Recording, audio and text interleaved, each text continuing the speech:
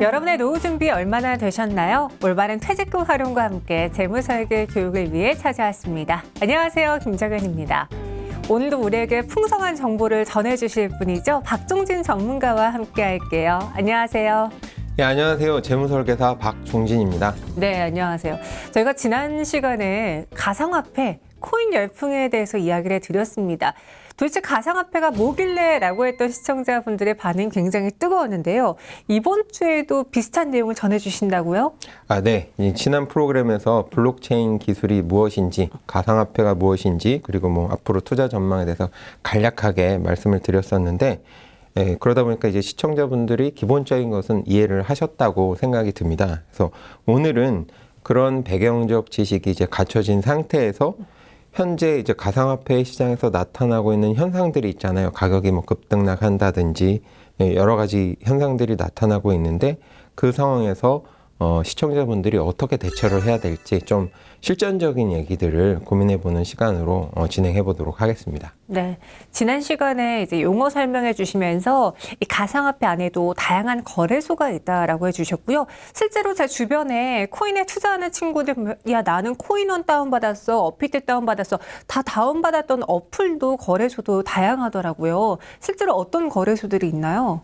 그렇죠. 이제 지난 시간에 제가 거래소라는 것과 그다음에 다양한 가상화폐들이 있고 그 각각의 이름들이 있다. 이 부분 정리해 드렸잖아요. 네. 우리나라에 있는 국내 주요 가상화폐 거래소들은 고팍스, 업비트, 빗썸, 코인원, 코빗 뭐 이런 것들이 있어요. 이런 것들이 이제 그거 말고도 되게 많은데 네. 이제 거래소라는 게 지금 국가기관이 아니잖아요. 지금 주식거래소랑은 좀 얘기가 다른 거예요. 그러다 보니까 거래소마다 이제 하루 거래량도 다르고 어떤 신뢰도, 신용도가 다르기 때문에 네. 이제 내부 규율이 거래소에 내부 규율이 있을 거 아니에요. 어떤 거래가 이루어지기 위한 어떤 규정이 있을 거고 그 다음에 거래에 대한 어떤 데이터들 다른 거래소의 거래량까지도 심지어는 이제 공급을 해줄 수 있는 그런 수준, 데이터 공급 수준. 그 다음에 어떤 이게 어쨌든 돈이 오가는 것이기 때문에 보안에 대한 어떤 수준 이런 것들을 평가해서 이제 어떤 기업 신용 등급 내듯이 이제 네. 거래소도 등급이 있습니다. 그래서 지금 말씀드린 것들은 조금 그래도 어느 정도 안정적인 거래소들인데 고팍스가 A 레벨, 그다음에 업비트, 빗썸, 코인원, 그다음 코빗이 더블 B, 그리고 후오비 코리아라는 데가 B 정도의 레벨을 가지고 있습니다. 그래서 뭐 이 거래소들이라고 해서 완전히 안전하다 이렇게 말씀드릴 수는 없지만 그나마 국내에 있는 거래소 중에 이제 조금 그래도 안전성에 있어서 상대적으로 높은 거래소들이다 보시면 될 것 같고요. 이 외에도 이제 벌집 계좌라는 말이 있는데 벌집 아시죠? 벌집이라는 거 네. 벌집 모양처럼 이제 생긴 거. 그 벌집 계좌라는 건 뭐냐면 보통은 이제 실명 계좌를 통해서 그 중소형 가상화폐 거래소에 이제 거래 계좌를 터야 돼요. 맞아요. 네. 그게 이제 기본이죠. 물론 주식시장 같은 경우에는 개인들이 막 개인별로 계좌를 만들다 보면 너무 혼란하고 복잡하고 거래소도 이제 각 개인과 어떤 거래를 하기 위해서는 또 연결이 돼 있어야 하고 너무 복잡하기 때문에 주식시장 같은 경우에는 증권사들이 거래소랑 약정을 해서 이 계좌를 만들어 놓고 개인들은 증권사를 통해서 이제 간접 거래를 하는 그런 형태로 되어 있는데 아직까지 이제 가상화폐 거래소는 직접 거래를 하는데 그러다 보면 거래소에 내 명의의 계좌가 생성이 돼야 내 계좌에 돈을 넣고 거기서 가상거래를 사거나 팔았을 때 돈이 오가고 가상화폐 숫자가 오르락내리락 해야 이제 정상적인데 그런 허가를 못 받은 중소형 가상화폐 거래소들 같은 경우에 그냥 거래소 법인 명의로 계좌가 하나가 있는 거예요. 거기에 개인들이 돈을 보내는 거예요. 그럼 개인 계좌는 아니죠. 네. 그런 상태에서 이제 장부로만 어떤 A라는 홍길동이라는 사람이 우리 법인 계좌에 얼마를 넣었다? 뭐 이런 코인을 몇 개를 샀다? 이걸 장부 거래를 하고 있는 거예요. 물론 뭐 컴퓨터 엑셀이나 이런 걸 활용하겠지만 네. 어찌됐든 직접 내 명의의 계좌가 아니라는 점은 이제 위험성이 좀 있다. 그래서 벌집 계좌 거래는 조금 지양을 하셨으면 좋겠다라고 말씀드리고 싶습니다. 그 신용도의 문제에 이러한 차이가 또 있다라고 해주셨기 때문에 벌집 계좌를 통한 거래는 좀 주의하셔야겠습니다. 그렇다면은 도대체 이 가상화폐가 최근에 얼마나 올랐길래 다들 그렇게 코인 하느냐 궁금하시죠? 가격 상승률을 따지면은 주식과는 또 차원이 다르게 많이 올랐다고 들었어요. 그렇죠. 최근의 수익률은 주식을 훨씬 능가하고 있습니다. 네. 뭐 가상화폐가 워낙 급등락을 하고 있다 보니까 어느 시점에서 어느 시점을 끊느냐에 따라서 수익률이 많이 달라지는데요. 예를 들어서 이제 2020년 12월 말, 작년 말부터 기준으로 해서 올해 이제 4월 22일 기준으로 보면 가장 가격이 비싼 이제 비트코인, 많은 사람들이 관심을 갖고 있고 보유 코인 수도 많은 비트코인의 경우에 3,200만 원대에서 6,600만 원 정도로 올라갔어요. 거의 2배 가까이 올라간 거죠. 네. 그리고 이제 그 다음에 이제 네임밸류에 있어서 2위를 차지하고 있는 이더리움이라는 게 있는데, 이더리움 같은 경우에도 같은 기간 동안에 81만 원에서 거의 300만 원대로 올라갔어요. 거의 4배 뭐 이 정도 되겠죠, 그죠? 네. 그 다음에 리플이나 에이다, 도치코인 같이 좀 이제 마이너 리그의 어떤 좀 가격이 쌀 거 아니에요. 그러다 보니까 상승폭은 더 높습니다. 금액이 싸다 보니까. 그래서 거의 6배, 7배 이렇게 올라간 그런 가격의 상승 추이를 보이고 있고요. 물론 이제 비트코인 같은 경우에도 사실은 4월 13일 날 같은 경우에 8천만 원대까지 올라갔다가 네. 이제 다시 조정을 받아서 이 4월 22일에 이제 6,500만 원대로 다시 조정받은 상황이라서 뭐 이 어느 타이밍에 들어가셨느냐에 따라서 사실 큰 손실을 보신 분들도 계시다라는 점은 유의하셔야 되겠습니다. 제가 알기로는 그 주식의 경우에는 하루에 오를 수 있는 폭, 내릴 수 있는 폭 일정 부분에 제한이 있다고 들었지만 가상화폐의 경우에는 거래 제한폭이 없다라고 알고 있거든요. 그렇죠. 네. 이제 그 부분도 사실은 이 위험성을 키우는, 위험성이라는 건 사실 대박도 날 수 있고 쪽박도 이제 경험할 수 있는 그런 얘기인데, 네. 거래소 같은 경우에도 만약에 주식 가격이 너무 폭등하거나 폭락을 하면 피해자들이 발생하잖아요. 일부는 수익을 내겠지만 그렇죠. 반대급부로는 큰 피해를 입는 사람들이 있기 때문에 당연히 국가에서 관리를 하기 위해서 사이드카나 뭐 이런 어떤 규제를 내놓고 있어요. 그래서 2배 이상 올라간다든지 했을 때 일시 거래를 정지해 놓고 15분간 좀 유휴 시간을 좀 두고 그 다음에 다시 거래를 재개하고 그런 일이 2번, 3번 반복되면 아예 그날은 거래를 종료시키는 이런 어떤 안전장치가 있는 것에 반해서 네. 지금 이제 가상화폐 자체는 지금 법률 테두리 안에 들어와 있지를 않아요. 그러다 보니까 모든 금융에 대한 규제는 우리나라는 법률에 근거해서 이제 규제를 해야 되는데 네. 법률 자체가 없고 법률 테두리 안에 없다 보니 각 거래소의 규제에 의해서만 이게 거래가 되고 있는데 각 거래소들은 어떤 피해자들에 대한 어떤 안정성보다는 본인들이 거래가 많아지고 거래 가격이 높아지면 수수료가 높아질 거 아니에요. 네. 이익을 추구하는 집단이다 보니까 그래서 그런 규제를 두고 있지 않은 거죠. 그러다 보니 큰 피해를 입을 수 있는 가능성이 높다라는 점은 정현 씨가 말씀한 부분이 맞습니다. 그 말은 즉슨 상승폭이 클 수도 있지만 급락, 하락폭이 클 수도 있다라고 들리거든요. 당연히 그렇죠. 네. 정현 씨 말씀이 맞고요. 뭐 아까는 상승폭을 말씀드렸지만 하락에 대한 것을 보면 이제 뭐 아무래도 대표격인 비트코인의 경우에 날짜를 다르게 잘라보면요. 네. 4월 16일에 이제 달러 가격으로 61,910달러였었어요. 근데 4월 23일 일주일 만이죠. 일주일 만에 49,253달러로 확 떨어졌습니다. 네. 그리고 한동안 이제 외국의 모 CEO가 이제 관심을 가졌던 도치코인, 멍멍이 이름 이제 귀엽게 부르는 게 도치거든요. 네. 이 도치코인의 가격도 4월 16일에 43.47센트였었어요. 이건 이제 마이너한 가상화폐다 보니까 가격이 쌌죠. 하지만 수익률에 있어서는 오히려 급등락하기가 더 좋은 거죠. 우리나라 그렇죠. 왜 코스피보다 코스닥이 가격이 급등락이 큰 거라고 보시면 돼요. 그래서 이 가격이 23일 일주일 동일한 기간 동안에 20.98센트로 확 떨어졌습니다. 반토막이 난 거죠. 네. 그래서 이런 급등락이 일어나고 있다라고 보시면 될 것 같습니다. 금세 뭐 6, 7배까지 가격이 치솟았다가 또 갑자기 반나절 만에 주가 그리고 가상화폐 가격이 반토막이 날 수도 있다. 뭐 이런 것들을 보다 보니 굉장히 불안해지는데 그럼 가상화폐가 급락하는데 이유가 있었나요? 네, 일단 가상화폐 가격이 올라갔던 건 네. 아무래도 가격이 올라가서 실제로 가격이 오르기 전에 투자했던 사람들이 큰 수익을 내는 것이 보여졌으니까 그리고 말을 했겠죠, 주변 사람들에게. 그러다 보니까 관심을 갖게 됐고 그러다 보면 이제 투자하는 분들이 더 늘어날 거 아니에요. 그럼 가격이 더 오르겠죠. 그렇죠. 이런 현상이 나타났던 거고요. 최근에 이제 큰 어떤 하락이 나타났던 건 여러 가지 이유가 있겠죠. 너무 단시간 내에 급등했기 때문에 조정을 받은 부분도 있고요. 가장 큰 원인은 아무래도 우리나라 이제 대표적인 금융기관 중에 금융위원장이 이분이 가상화폐에 대해서 이제 부정적인 발언을 했어요. 지난 프로그램에서 제가 말씀드렸다시피 중앙정부 입장에서는 인정할 수 없다. 이런 부분들이 이제 발언이 언론 보도가 되다 보니까 투자자 입장에서는 이제 잘 모르고 투자하신 분들이 많은데 부정적인 어떤 언론 보도를 보면 가슴이 내려앉으셨겠죠. 그래서 이제 약간 손해를 보시면서 나오신 분들도 있고 뭐 이런 부분들이 아무래도 사려는 수요보다는 팔려는 어떤 분들이 많아지다 보니까 아무래도 가격이 급락을 했습니다. 그리고 나선 또 금융위원장님에 대해서 많은 분들이 또 이제 안 좋은 댓글을 많이 달았어요. 네.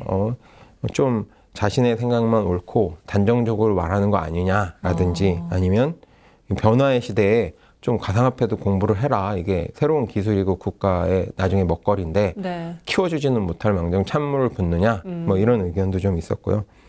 안 된다는 소리만 하면서 후진국으로 전락할 거냐. 외국은 오히려 그런 것들을 국가적으로 지원을 해주는데 네. 뭐 이런 댓글들도 달았고 최근에 이제 주식 가격 급등이나 부동산 가격 급등 그런데 취업은 잘 안 되고 하는 이제 젊은 세대들 입장에서는 어떤 소액을 가지고 해볼 수 있는 것 한동안 주식에 이제 2020년도엔 주식에 관심을 갖고 투자를 했다가 올해는 사실 박스권장이 나타나면서 이제 작년만큼의 수익은 안 나타나고 있으니까 네. 큰 수익이 작년 주식 이상으로 수익이 나고 있는 이제 가상화폐에 많이 투자한 젊은이들이 많은데 마지막 희망이다. 근데 거기다 또 찬물을 붓느냐 뭐 이런 부정적인 댓글들도 많이 달린 상황입니다. 네, 그 말로 인해서 안 그래도 불안한 심리를 좀 갖고 있던 투자자들의 경우에는 매도하는 투심 악화로 이어졌던 건데 그러면 이 부정적인 언론 보도가 나온 이후에 가상화폐 가격은 얼마만큼 하락했었나요? 네, 아무래도 대표적인 비트코인하고 이더리움을 좀 가격 변화 추이를 살펴보면 비트코인 같은 경우에 이제 작년 말 12월 31일, 2020년 12월 31일에 3,204만 원 정도의 가격대였었어요. 근데 계속 올라갔죠. 1월 말에 3,640만 원대, 2월 말에 5,179만 원, 3월 말에 7,151만 원대까지 올라갔다가 4월 중순에는 8천만 원대까지 올라갔습니다. 근데 이제 약간 부정적인 의견이 나오고 급등한 것에 대한 부담감 때문에 네. 4월 21일에 6,800만 원대, 4월 22일에 5,900만 원대, 4월 23일 날 5,700만 원대까지 이렇게 빠지는 그런 모양새를 보여줬고요. 이더리움 역시도 작년 말에 81만 원대에서 1월 말에 144만 원, 2월 말에 162만 원, 3월 말에 233만 원, 그리고 4월 21일 날 299만 원까지 거의 300만 원까지 올라갔다가 네. 마찬가지 이유로 조정을 받아서 4월 22일에 276만 원, 그 다음에 4월 23일 날 255만 원까지 떨어지는 모양새를 나타냈습니다. 네, 당시 그 언론 보도가 나온 이후에 비트코인의 가격 그리고 주요 가상화폐 가격이 좀 조정을 받았는데 제가 듣기로는 이 가상화폐 코인이 유독 2030 세대들이 더 열광한다라고 들었거든요. 돈도 없는데 월급은 안 오르는데 이렇게 부동산 가격은 오르고 도대체 난 뭐로 돈을 벌어 하다가 지난해 주식으로 돈을 벌고 이번에는 코인을 한번 돈을 벌면서 인생 역전해보자 이런 투자자들이 많다라는 기사를 봤어요. 네, 실제 상황이 그렇습니다. 그래서 국내 암호화폐, 가상화폐의 신규 가입자 중에 20대와 30대의 비중을 이제 데이터를 살펴보니까요. 총 이제 신규 가입자 249만 5천 명 중에서 20대가 81만 6천 명, 그리고 30대가 76만 9천 명 이렇게 많아요. 그래서 20대와 30대 숫자를 합치면 네. 전체 신규 가입자 중에 63.5%를 차지하고 있습니다. 그러니까 거의 절반 이상이라는 얘기죠. 네. 그래서 이 친구들이 많이 가입을 하고 있고요. 규모도 많이 늘어났죠. 전체가 2조 2,200억 정도의 시장이 돼버렸어요. 그 중에서 아무래도 가장 메인인 비트코인이 1조 1,700억 정도를 차지하고 있고요. 그 다음에 이제 이더리움이 2,800억 정도를 차지하고 있습니다. 그래서 이 젊은이들이 많이 비중을 차지하고 있는 이유, 사실은 자산이 많지 않은 세대인데도 불구하고 신규 가입자 중에 많은 부분을 차지하고 있고 금액도 작지 않게 가입하고 있는 이유는 이제 첫째는 이게 신기술이잖아요. 네. 그러다 보니까 디지털에 익숙한 세대들이 아무래도 이해도 빠르고 그다음에 부담감, 거부감이나 이런 것들이 적어서 그런 부분이 있고 아까 말씀하셨던 것처럼 취업도 어렵고 취업을 했다고 하더라도 충분한 급여를 받고 있지 못하고 결혼이나 주택 구입에 대한 희망은 있는데 가격은 너무 올라가 버려서 그거에 대한 어떤 좌절감이 있는데 네. 한 가지 돌파구로 생각하면서 투자가 좀 몰리고 있지 않는가라는 부분들이 예상이 되는데요. 근데 사실은 좀 걱정이 되는 부분이 많습니다. 이 친구들이 신기술에 대한 이해는 높지만 아무래도 인생의 연륜이 짧다 보니까 어떤 먼 미래를 바라보는 관조하는 어떤 가치관이나 삶을 바라보는 어떤 경제나 이런 사회생활을 많이 해본 건 아니라서 네. 어떤 자기가 경제 생활을 하면서 폭락장, 뭐 IMF라든지 아니면 2008년 금융위기라든지 이런 것들을 경험해본 세대들이 아니거든요. 그렇죠. 그냥 뉴스에서만 봤지 내가 경험해본 세대가 아니기 때문에 혹시 똑같은 또 반복이 되지 않을까 싶어서 약간 우려의 마음이 있습니다.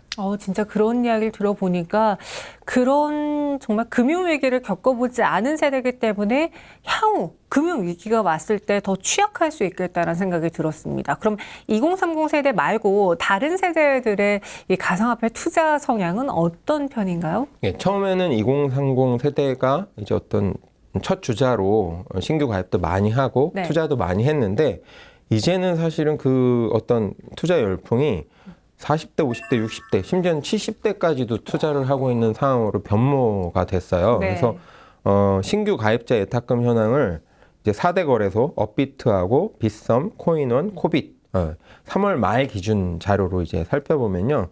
20대가 한 880억 정도, 그리고 30대가 1918억 정도, 40대가 1549억, 50대가 966억, 60대가 304억, 70대 이상도 45억을 투자하는 이런 45억 원을 네. 투자한 이런 상황이 됐습니다. 그래서 비율로 보면 20대가 한 15% 정도, 30대가 한 33%, 그리고 40대가 27%, 50대도 한 17%로 이제 메인 비중을 차지하고 있고요. 제일 큰 건 이제 30대, 네. 그다음에 40대, 그다음에 50대하고 20대가 좀 비슷한 비율을 차지하고 있는 상황이고요.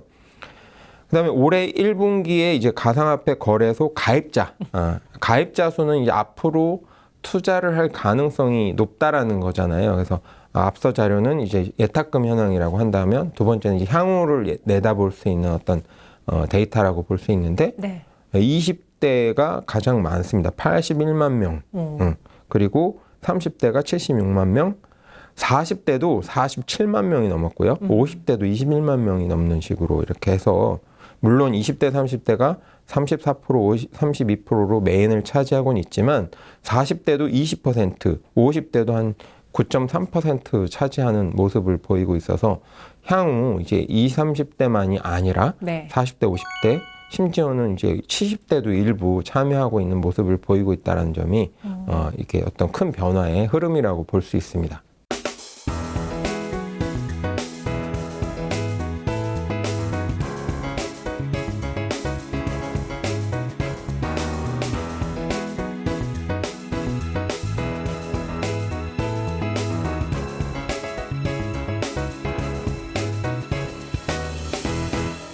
단순히 2030이 아니라 이제는 40대, 50대, 많게는 70대 새로운 신규 가입자들도 나타나고 있다 이야기해 주셨습니다. 근데 정부에서도 이를 통해서 이제 많은 우려와 함께 양도차익에 대한 과세를 추진 중이다라는 뉴스를 본 적이 있었는데 지금까지는 가상화폐 정부 차원에서 과세가 없었던 건가요? 그렇죠. 네. 왜냐하면 일단 법의 테두리 안에 없었고 그 다음에 어떤 거래에 있어서의 거래 내역을 확인할 수 있는 길이 없었기 때문에 정부 입장에서도 그냥 무시를 하고 있었다. 이 존재에 대해서. 그리고 최근처럼 이렇게 거래 가격이나 그 거래량, 거래 금액이 급등하진 않았었기 때문에 약간 인정할 수 없다. 뭐 예를 들면 북핵에 대해서 네. 우리가 무시를 하던 시절이 있었잖아요. 왜냐하면 그걸 인정해주는 순간 너희들이 북핵에 대해 북한이 핵을 보유하고 있다라는 걸 인정해버리게 되고 그렇게 되면 핵 보유국으로 이제 거래를 해야 되니까 그 점을 고려해서 실제로는 갖고 있었지만 인정할 수 없다. 우리는 핵을 인정하지 않는다. 너희들의 핵을. 이런 전략을 폈던 건데 마찬가지 좀 비슷한 거죠. 비트코인과 같은 가상화폐에 대해서 정부는 인정할 생각이 없다. 실제 거래 뭐 소액되고 있지만 그냥 그건 너희들끼리 알아서 해라. 법 테두리 안에 인정해 줄 수 없다. 이런 태도로 일관을 하다가 네. 최근에 가격이 너무 급등하고 가입자 수나 거래자 수가 너무 늘어나다 보니까 정부 입장에서도 고민이 됐고 실제로 차익이 크게 난 사람들이 있잖아요. 네. 그러니까 국세청의 기준은 모든 소득에 세금이 있다라는 캐치프레이즈거든요. 네. 당연히 소득이 양도차익이 생겼으니 양도소득세를 내야 된다라는 접근을 하고 있는데 반대로 이제 가상화폐를 통해서 자산을 이제 불린 사람들, 수익을 낸 사람들 입장은 조금 반발이 있습니다. 왜냐하면 아니 가상화폐 거래 자체는 인정을 안 해주면서 거기서 수익을 낸 것에 대해서는 양도세를 걷겠다 하는 것은 좀 이율 배반적이지 않느냐라고 네. 하면서 좀 반발을 하고 있는 상황입니다. 그래서 정부가 내놓은 그 어떤 세금안은요, 아주 쉽게 얘기하면 어떤 양도 차익에 대해서 가상화폐를 투자해서 나중에 팔 때 산 가격보다 판 가격이 비싸면 양도 차익이 발생하잖아요. 부동산하고 똑같습니다. 양도 차익의 개념은. 근데 그 중에서 250만 원까지는 과세를 하지 않겠다. 하지만 250만 원 이상 초과 수익이 난 것에 대해서는 20% 지방세 빼고요. 이제 네. 국세로 양도세만 따졌을 때 실제로는 뭐 22%가 되겠죠. 20%의 세율을 적용하겠다는 게 이제 아닙니다. 아직 법이 통과되진 않았지만 그렇게 과세를 하려고 이제 법안을 추진 중에 있어요. 그래서 예를 들면 1,000만 원을 내가 양도차익이 생겼다. 그러면 1,000만 원에서 250만 원을 뺀 그 차익에 대해서 20%겠죠. 그렇게 계산하면 150만 원만큼의 세금, 양도세금이 이제 부과가 되는 거죠. 좀 더 쉽게 이해하시려면 그냥 250만 원을 빼지 않고 차익의 20%를 계산한 다음에 거기서 50만 원을 빼셔도 돼요. 어차피 250만 원의 20%가 50만 원이니까 네. 이렇게 계산하는 게 더 쉬우실 수도 있을 것 같습니다. 그래서 차익의 20%를 곱한 금액에서 50만 원을 빼면 양도 세금이다. 비트코인 같은 가상화폐를 통해서 얻은 양도 차익에 대해서 이렇게 이해를 하시면 쉬울 것 같고요.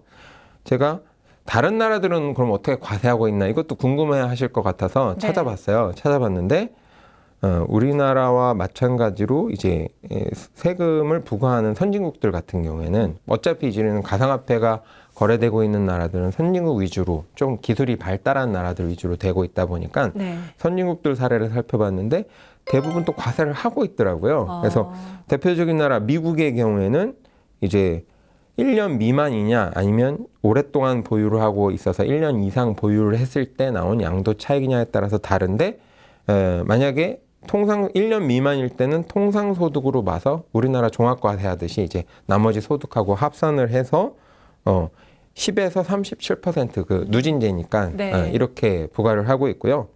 만약에 1년 이상 보유를 했다 그러면 이건 그래도 단기 매도가 아니고 네. 투자의 측면으로 좀 봐주겠다라고 해서 이제 15%나 20% 이제 그 두 가지만 해가지고 분류과세로 이제 적용을 해주는 그런 상황이고요.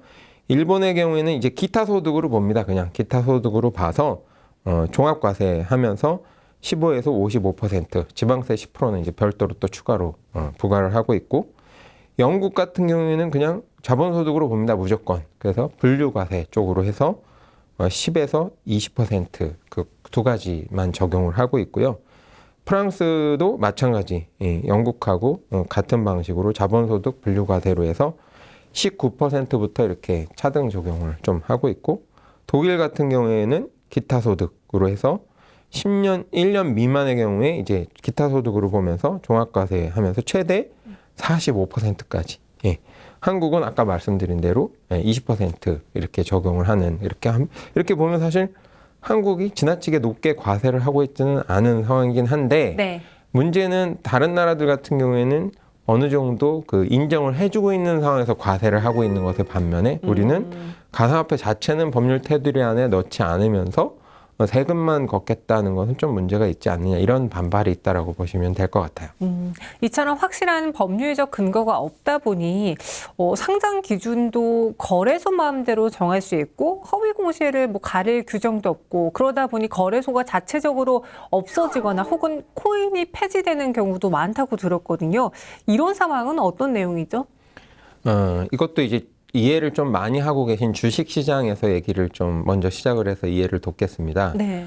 우리나라에서 주식 거래소, 그러니까 뭐 코스피, 코스닥, 코넥스 각각의 기준은 다르긴 하지만 어쨌든 상장을 한다는 얘기는 네. 모든 공인들이 거래를 할 수 있게 시장에 올린다는 얘기잖아요. 그러다 보면 그 회사에 투자를 했을 때 만약에 그 회사가 망해버리면 피해자가 생길 거 아니에요, 국민들 중에. 그걸 막기 위해서 상장 조건이라는 것이 있습니다. 엄격하게 법률로 규정을 하고 있어요. 그리고 한번 그 허들을 넘었다 해서 상장이 되긴 하지만 계속 유지가 되는 게 아니죠. 회사가 부침이 있잖아요. 그래서 허들 밑으로 내려가면 다시 상장 폐지를 시키거든요. 물론 상장 폐지 전에 한 번 정도 뭐 손실이 나거나 그랬을 때는 관리 종목으로 돌린다든지 이런 네. 중간 단계는 있지만 결국에는 상장 폐지 를 시킬 수 있게 되어 있어요. 더 큰 피해가 생기지 않도록.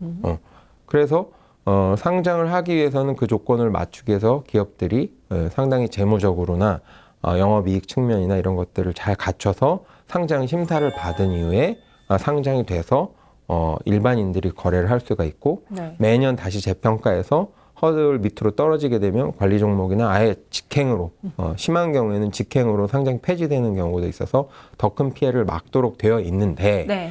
문제는 이 가상화폐 경우에는 어차피 정부에서 지금 규제를 안 하고 있다는 말이죠. 그러다 보니까 그런 규제가 없어요. 어떤 상장 조건이 그냥 거래소에서 정한 규정만 맞으면 상장이 되는데, 거래소 입장에서는 그런 일반 투자자의 피해를 막는 것이 첫 번째 본인들의 관심사가 아니라 거래량이 많아지고 사람들이 관심을 가질 만한 코인들의 종류가 많아지고 거래가 빈번해지면 거래 수수료가 늘어나니까 이익을 추구하는 집단이다 보니 뭐 나쁜 건 아닌데 어떤 보완적인, 정부의 보완적인 규제가 전혀 작동되고 있지 않다라는 점이 문제죠. 네. 그래서 상장 추이를 보면 계속 늘어났습니다. 2018년에 116개, 154개, 230개 이렇게 계속 늘어나고 있어요. 신규로 상장하는 것이. 그러니까 기존 건 유지되면서 추가로 더 늘어나는 거니까 숫자가 엄청 늘어났다는 거죠. 그런데 반면에 상장 폐지되는 종목들이 있겠죠. 뭐 일부러 국가가 감독하면서 상장 폐지를 시키진 않지만 스스로 무너지는 것들도 있을 것이고, 거래소라고 할지라도 무조건 다 용인을 해줄 수는 없잖아요. 그래서 그렇죠. 자기만의 규정에서 벗어나면 상장 폐지가 되는데, 상장 폐지된 숫자가 2018년에 11개, 19년에 57개, 2020년에 97개 이렇게 많아지고 있어요. 그 비율을 보면 2018년에 3.4%, 19년 31%, 2020년에 42% 이렇게 늘어나고 있습니다. 그 얘기는 상장되는 숫자도 많이 늘어나고 있지만 상장 폐지되는 비율도 늘어나고 있다. 그래서 상당히 투자에 있어서 유의해야 될 부분이 되고 있다는 거죠. 주식 투자하신 분들은 아실 거예요. 제일 무서운 게 관리 종목 들어가면 일단 거래가 안 되기 맞아요. 시작하고요. 네. 상장 폐지되면 사실 내가 가지고 있는 주식은 휴지가 되는 겁니다. 그런 것처럼 코인도 마찬가지인 거죠. 가상화폐도 상장 폐지되는 순간 거래는 전혀 안 되고 내가 투자한 돈이 그냥 휴지가 돼버린다라고 보시면 될 거기 때문에 이 부분 상당히 유의를 하셔야 될 것 같습니다. 지난해에 상장된 가상화폐 수만 수백 개라는 이야기를 들어보니 그럼 지금 대표 주요 거래소에서 거래되고 있는 코인의 개수는 몇 개일까 상상도 안 되거든요. 한 어느 정도예요? 그렇죠. 이제 그게 궁금하실 것 같아요. 네. 그래서 제가 또 준비해봤습니다. 일단 국내외에 일단 우리나라부터 살펴보고 다른 외국들도 살펴본 건데 단연 상장돼 있는 가상화폐 숫자나 24시간, 그러니까 하루 동안 거래되는 금액이 한국이 탑입니다. 네. 한국 사람들의 어떤 그런 근성이 있잖아요. 네. 뭐에 한번 필이 꽂히면 뭐 인구 수도 많지 않고 사실 전 세계적으로 봤을 때 자산도 뭐 그렇게 한국의 자산이 다른 선진국들에 비해서 자산 규모가 크지 않음에도 개인 자산의 규모가 크지 않음에도 불구하고 몰리는 이런 성향들이 강합니다. 네. 그래서 이 가상화폐에 있어서도 그런 현상이 나타나고 있는데 먼저 한국을 먼저 살펴보면 이제 3대 거래소라고 할 수 있는 업비트, 빗썸, 코인원을 먼저 살펴보면요. 업비트가 상장돼 있는 가상화폐 숫자가 178개나 돼요. 여기만. 그리고 24시간 하루 동안 거래 금액이 89억 5천 달러, 5천만 달러입니다. 달러. 그러면 네. 원으로 환산하면 여기다가 1100이나 1200 정도로 곱해야 되는 거죠. 네. 그러니까 어마어마한 숫자죠. 그 다음에 빗썸 같은 경우에 174개, 17억 5,200만 달러 정도.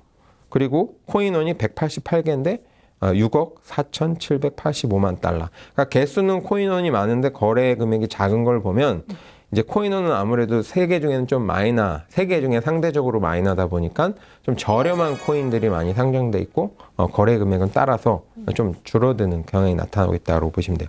그것에 비해서 미국 같은 경우에 대표적인 거래소가 코인베이스라고 해서 지금 서학개미들이 네. 많이 투자하고 있는 테슬라를 제낀 날도 있었습니다. 이 코인베이스라는 건데 기껏해야 58개가 상장돼 있어요. 그리고 거래 금액도 22억 9천만 달러 정도밖에 되지 않습니다. 우리나라 업비트한테도 안 되는 거죠. 네. 미국의 최대 거래소인데도 불구하고 뭐 다른 유럽에 비트스탬프라는 거래소가 있는데 21개가 상장돼 있고 6억 4,400만 달러 정도.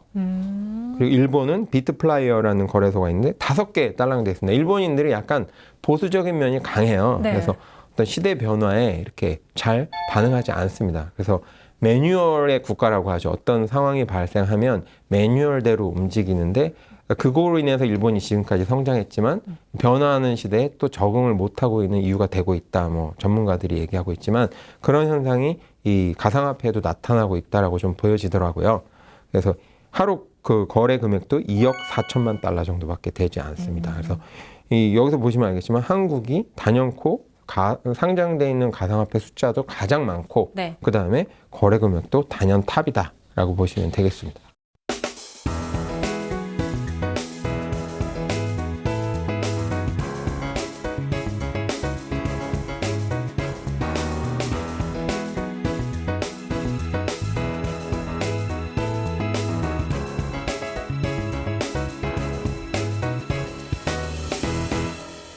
이렇게 다른 나라와 비교해 보니까 진짜 우리 국내 투자자들이 코인 열풍에 빠진 게 확실하구나라는 생각이 드는데요. 실제로 비트코인과 가상화폐 가격이 오르다 보니까 주식시장에서도 가상화폐 관련주를 찾고 앞서 말씀해 주신 것처럼 코인베이스 이렇게 서학개미들도 주식과 관련해서 가상화폐 관련된 종목을 많이 투자한다고 들었어요. 네, 그렇습니다. 그래서 우리나라 주요 3대 거래소, 지금 말씀드린 가상화폐 거래 금액을 이제 달러로 합쳐보면 114억 달러 정도거든요. 네. 근데 원화로 계산해보면 12조에서 13조 정도 추산이 됩니다. 환율에 따라 약간 달라지겠지만 작지 않은 금액이죠. 엄청 큰 금액입니다. 이런 분위기가 이제 미국, 유럽, 일본도 한국보다는 못하지만 나름 이제 붐이 좀 일고 있고요. 그러다 보니까 우리나라 사람들이 또 한국에만 머물지 않고 요즘에는 이제 외국, 특히 미국 같은 나라에 투자를 많이 하고 있잖아요. 테슬라 열풍 이후로 관심을 많이 갖고 있는데 네. 그러다 보니까 미국의 가장 큰 거래소인 코인베이스에다가 투자를 많이 하다 보니까 하루 순매수 종목, 순매수액 1위 뭐 이런 거 많이 나오잖아요. 미국 네. 주식 중에. 그중에 거의 한 1년간 테슬라가 거의 1위를 계속 차지하고 있었는데 최근에 코인베이스 글로벌 순매수액이 테슬라를 능가하는 일도 발생을 할 정도로 네. 그래서 많은 관심을 보이고 있다. 오히려 우리나라 사람들이 미국 주식시장에도 영향을 미치고 있는 상황이 돼버렸습니다. 그럼 이렇게 코인 열풍이 부는 그 와중에 뭔가의 단점? 안 좋은 점도 분명히 생겨났을 것 같은데 어떤 사례들이 있을까요? 네, 뭐 지난 프로그램에서도 제가 가상화폐의 장점과 단점, 긍정적인 면과 부정적인 면들을 좀 말씀을 드렸는데 네. 아니나 다를까 실제로 사례로도 부정적인 일들이 일어나고 있습니다.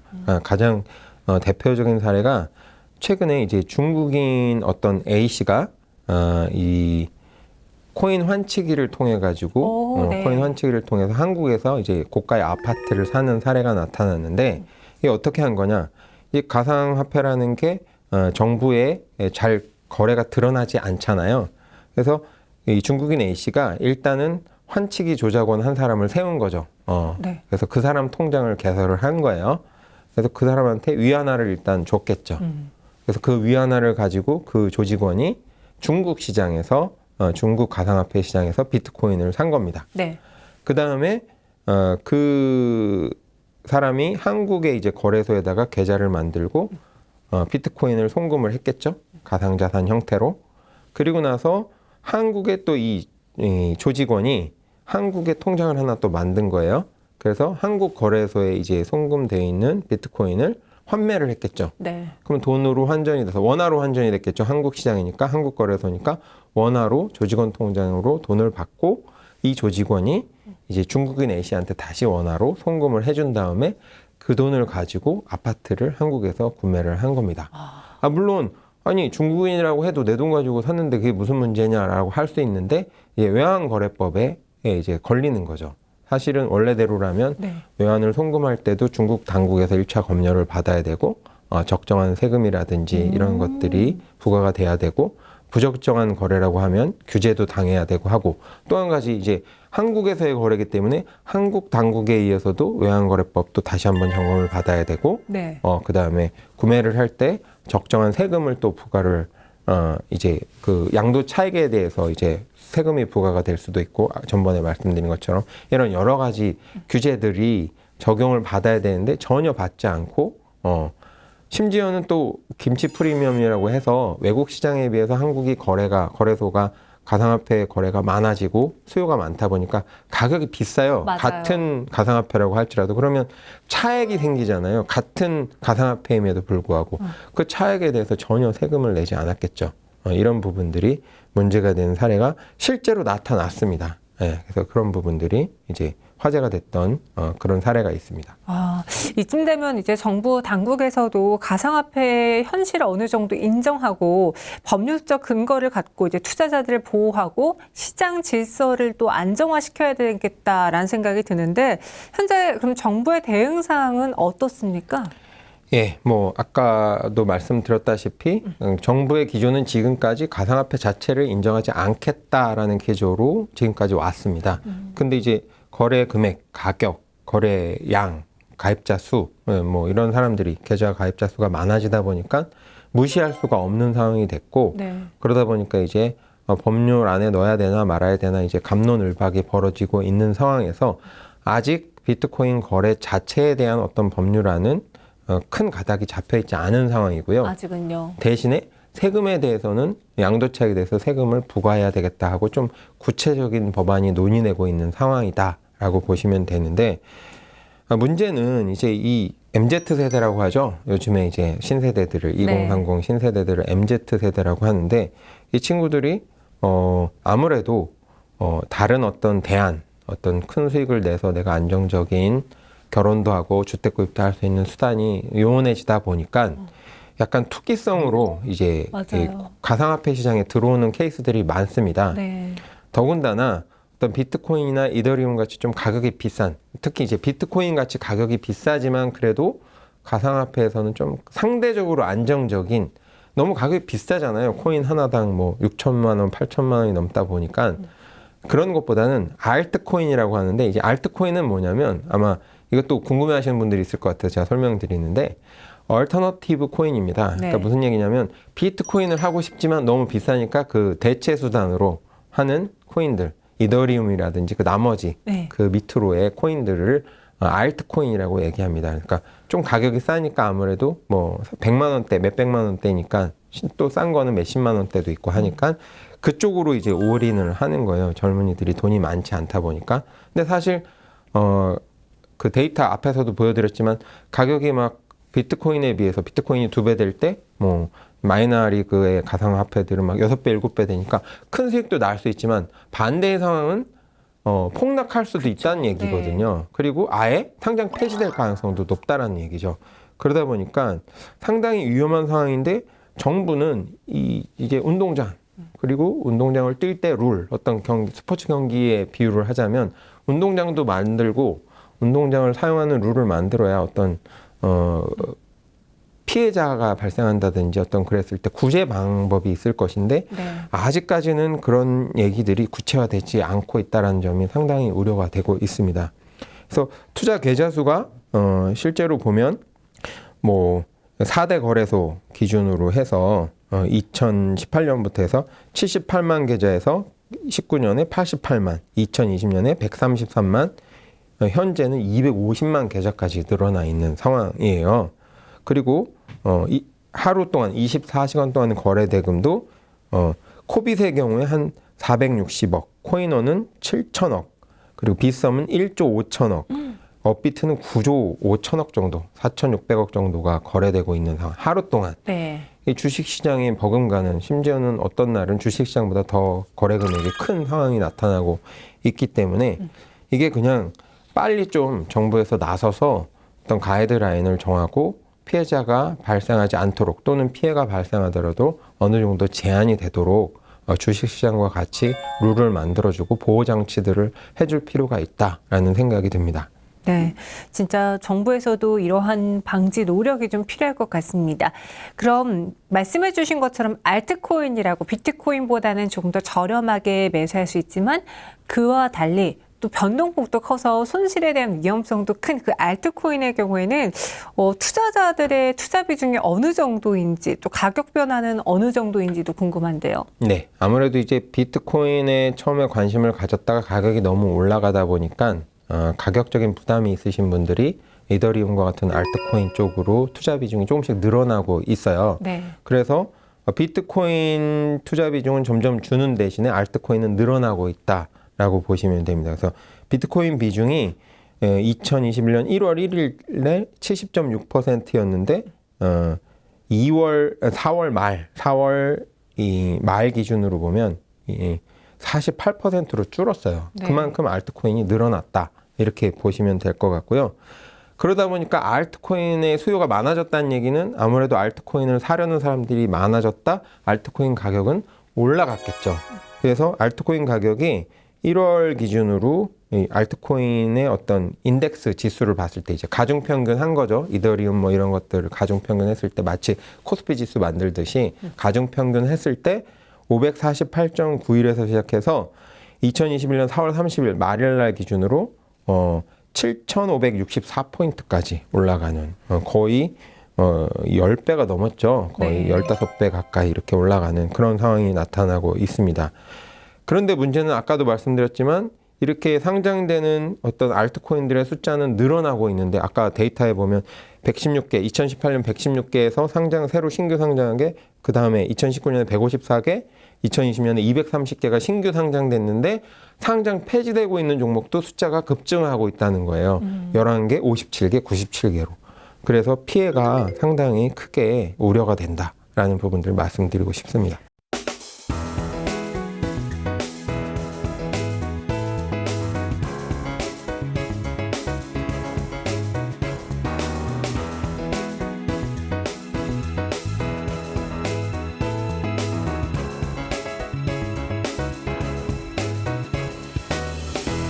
네, 시청자분들은 이러한 가상화폐의 장점과 단점 잘 고려해 보시기 바라겠고요. 점관님, 지금까지 코인 강풍 어떻게 대처해야 될까라는 주제로 이야기를 나눠봤는데 오늘 이야기 중에 꼭 기억해야 되는 포인트가 있다면 어떤 걸까요? 네, 아무래도 젊은 세대들이 가장 많이 관심을 가지고 있고 투자를 하고 있다 보니까 이제 대한민국의 어른의 한 사람으로서 제 입장에서는 아무래도 이제 노파심에 우려하는 마음의 얘기들을 자꾸 많이 하게 되는 것 같습니다. 그래서 가장 말씀드리고 싶은 부분은 가상화폐 중에서 아무래도 비트코인이 가격 부담이 되다 보니까 알트코인의 투자가 늘고 있다. 그런데 문제는 신규 상장되는 알트코인들이 숫자가 늘어나고 있는 것에 비례해서 상장 폐지되고 있는 것들이 많아지고 있다는 점을 반드시 염두에 두시고 아무리 가격이 싸더라도 이게 안정성이 있어서 떨어진다고 하면 투자를 좀 지양하시고 혹시 하시더라도 그래도 좀 이름이 있는 네임밸류가 있는 좀 상위권에 진입해 있는 가격적으로나 거래량이나 이런 것에서 안정성이 어느 정도 상대적으로 보장이 되는 그런 가상화폐들을 거래하시고 또 한 가지는 너무 무리하게 내 재정 상태에서 벗어나게 막 빚을 많이 내서 투자를 한다든지 이런 투자는 절대 하지 마시고 여유 자금을 그리고 주식 때 말씀드렸던 분산 투자, 시간 분산 투자, 종목 분산 투자 이런 것들을 활용하셔서 투자의 원칙은 똑같습니다. 그래서 그런 것들을 적용하셔서 심리적으로 요동이 크게 치지 않을 정도로 중심을 가지고 투자 원칙을 가지고 투자를 하시기를 부탁드리고 싶습니다. 네. 이 가상화폐 뭐 상장 기준이라던가 거래소 기준이 제각각이기 때문에 그 안에서 투자자들이 피해를 볼 수 있습니다. 따라서 여러분들도 잘 공부해 보시고 비교 분석을 통해서 한번 투자해 보시길 바랄게요. 네, 오늘 저희가 준비한 수업은 여기까지고요. 다음 이 시간에 다시 찾아오도록 하겠습니다. 오늘도 함께해 주신 여러분 고맙습니다.